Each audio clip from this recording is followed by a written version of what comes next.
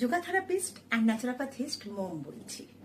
আজকে আমি নিয়ে এসেছি একদম তাদের জন্য যাদের লাঙে একটু প্রবলেম আছে, যাদের ব্রিদের অসুবিধা আছে, বা যাদের শ্বাসকষ্টের প্রবলেম হয়, যাদের ইনহেলার ইউজ করো বা এখনো অবধি ডাক্তারের কাছে যাওনি, একদম তাদের জন্য।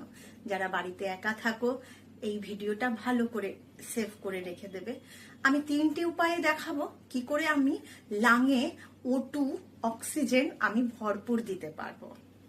নাম্বার 1 কি করবে দেখো, বসে কখনো নেকটাকে উপরে নিয়ে ইনহেল এক্সেল করবে না, এতে কিন্তু লাংটা আমাদের হার্টের নিচে চলে যায়, তখন আমাদের O2টা ভালো মতো পৌঁছতে পারে না। কি করবে দেখো, আস্তে করে এই যে আমার হাঁটুর উপরে এরকম ভাবে বসবে, চেয়ার খাট বেঞ্চ যে যেভাবে বসে কি করবে, মাথাটা একদম উপরে ঝুঁকাবে না, নিচের দিকে তাকিয়ে নাক দিয়ে ব্রিথ নেবে, মুখ দিয়ে ব্রিথ আউট করবে।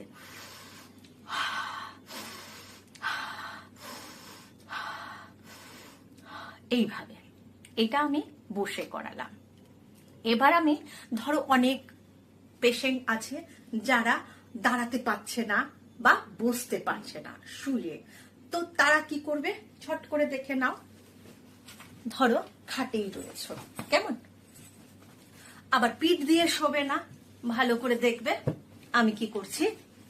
যদি পিলো থাকে তো খুব ভালো, না থাকলে একটা কিছু হাতের কাছে নিয়ে নেবে, এইভাবে দেখো নিচের দিকে নিয়ে নাক দিয়ে ব্রিথ নেব, মুখ দিয়ে ব্রিথ আউট করব।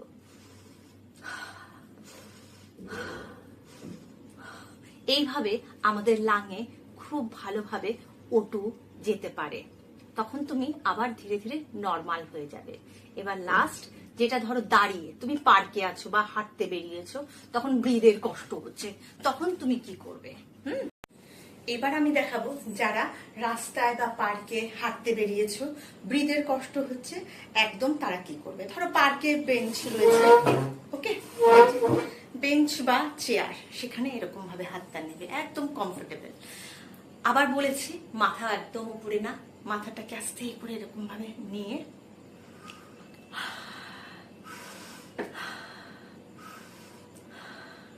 এভাবে এভাবে সবাই করবে, দেখবে ব্রিদের অসুবিধা থেকে অনেকটা লাঘব হবে।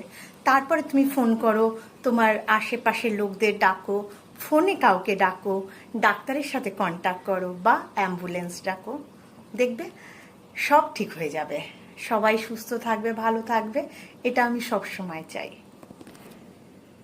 নমস্কার।